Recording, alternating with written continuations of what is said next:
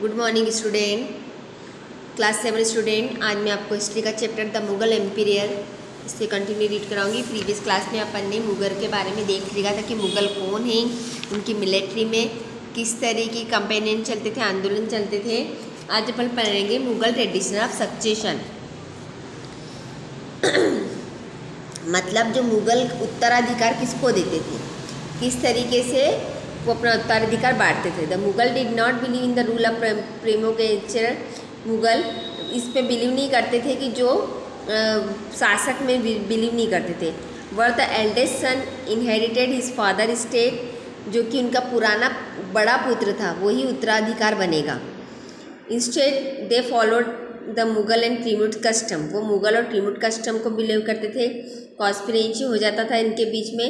Division of the inheritance, वंशानुक्रम division होता था सारे सनों के बीच में, सारे जो पुत्रों के बीच में वंशानुक्रम डिवीज़न होता था। मतलब उसके बाद वो गद्दी पे बैठेगा, उसके बाद वो गद्दी पे बैठेगा। इस तरीके से अगर किसी की मृत्यु हो जाती थी तो उसके बाद ही वो सारा ट्रेडिशनल अपनाते थे कि राजा की मृत्यु के बाद बड़ा पुत्र बैठेगा, बड़ा पुत्र के बाद अगर उसकी मृत्यु हो जाती है तो छोटा पुत्र बैठेगा। Follow the highlighted passage in table 1। आप जो इसको सब देखो, पैसेज 1 टेबल 1 में आप देखोगे। टेबल 1 कहाँ गई? टेबल 1 में आपको ये सब दिखेगा। And note the evidence of rebellion of Mughal princess. तो आप इस सबको टेबल 1 में देख के नोट करिए कि क्या क्या मुगल की रिबेलियन होते थे। Which do you think is fair division inheritance primogeniture and coparcenary. क्या क्या होता था, अगर आप क्या फेयर डिवीजन था कि वंशानुक्रम इस तरीके से उत्तराधिकार मिले। Mughal relation with other ruler, Mughal किस तरीके से अलग रूलर से रिलेशन थे उसके। Take a look at table 1 once again. आप टेबल 1 में एक बार फिर देखिए। ये देखो टेबल 1 में देखा आपने, पहले बाबर था, फिर हुमायूं था, फिर अकबर था, फिर इधर जहांगीर था, इधर शाहजहाँ था, शाहजहाँ के बाद औरंगजेब थे। मतलब बाबर का पुत्र हुमायूं, हुमायूं का पुत्र अकबर, अकबर का पुत्र जहांगीर, जहांगीर का शाहजहाँ और फिर औरंगजेब। तो इस तरीके के पुत्रों का क्या चल रहा था, उत्तराधिकार चल रहा था कि एक के बाद दूसरा पुत्र बैठेगा, दूसरे पुत्र के बाद हर का मतलब जो सन है, मतलब पिता का उत्तराधिकार कौन बनेगा, पुत्र ही बनेगा। तो इस तरीके से आप टेबल 1 में देखेंगे तो आपने क्या नोटिस किया कि Mughal ruler companion constancy against rulers who refuse the accept their authority. मतलब जो मुगल जो शासक थे वो कॉन्स्टेंसली अपना अस्तित्व को चलाते थे, ठीक है। जो रिफ्यूज़ करते थे उनकी अथॉरिटी को, उसको नहीं मानते थे। But as the Mughal become powerful many other ruler also join the voluntary.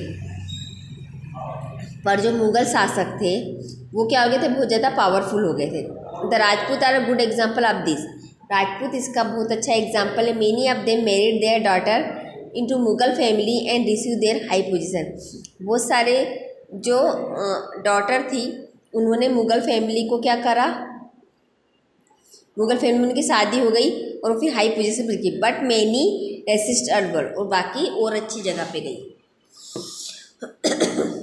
The Sisodia Rajput of Mewar refuse to accept their Mughal authority for long time. और इसमें जो सिसोदिया राजपूत थे उन्होंने मुगल की अथॉरिटी को क्या कर दिया, रिफ्यूज़ कर दिया कि हम अपनी पुत्री का विवाह वहाँ से मुगल में नहीं करेंगे। Once defeated however they were honourable treated by the Mughal. एक बार वो हार गए तो उन्हें ट्रीटेड किया गया मुगल के द्वारा गंदे तरीके से। Given their land back as assignment, जिससे अपन उन्हें जमीन दे दी, जिसे वतन जागीर कहते हैं।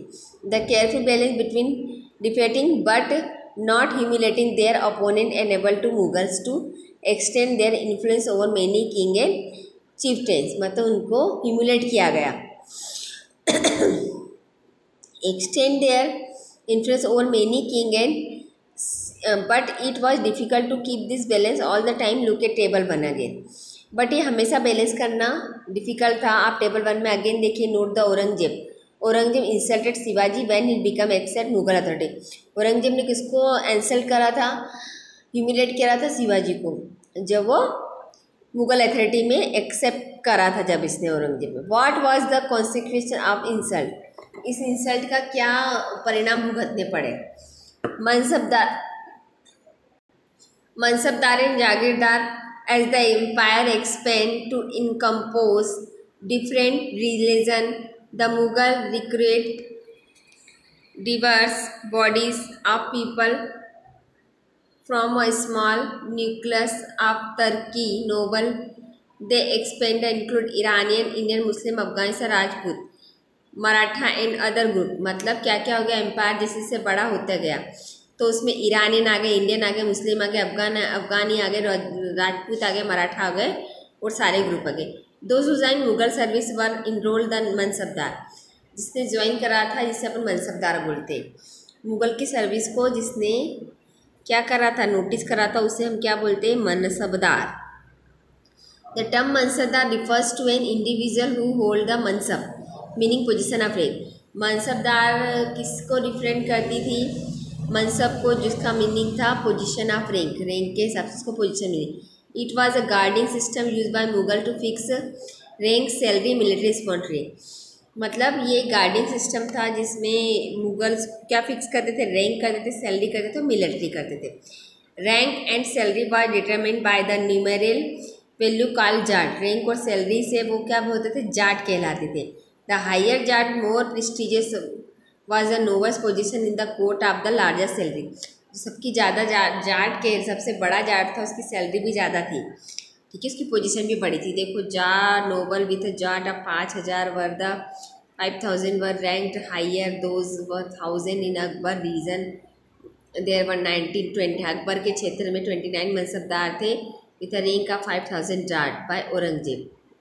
और औरंगजेब के इसमें 5000 जाट थे, ठीक है। जो जाट को सबसे बड़ा माना जाता था, जटिया जाट को। The mansabdar military responsible required him to maintain the specified number to sawar or cavalrymen.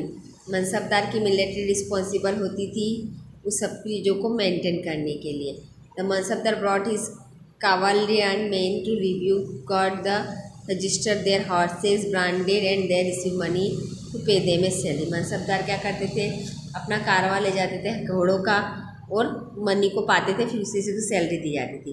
Mansabdar receive their salary as revenue assignment called jagir which was somewhat like इक्तास।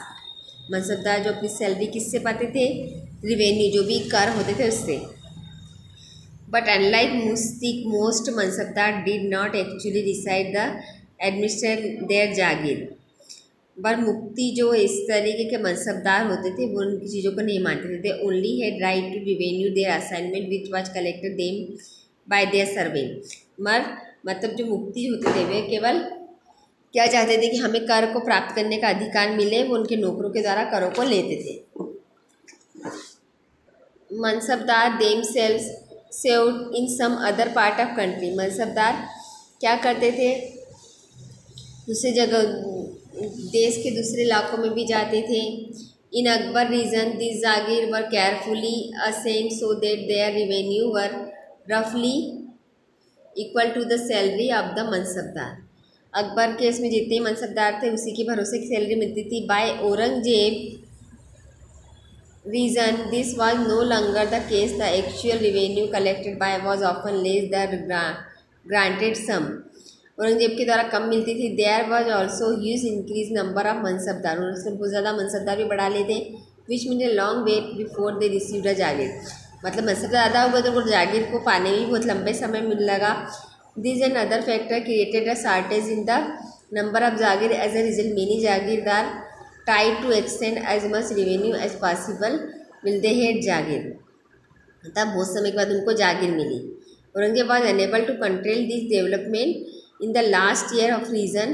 He has presently therefore suffered tremendously। मतलब जागीरों को अच्छी तरीके से ट्रीट नहीं करता। सबसे ज़्यादा खूब शासक कौन था, औरंगजेब था। आज के लिए इतना ही। कल मैं आपको जब्बत और जमींदार के बारे में पढ़ाऊँगी।